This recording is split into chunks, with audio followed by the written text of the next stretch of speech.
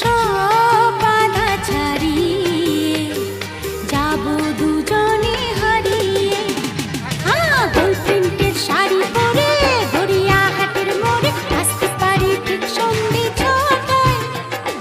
এলাম যে কথা নিতে পুজো অষ্টমীতে।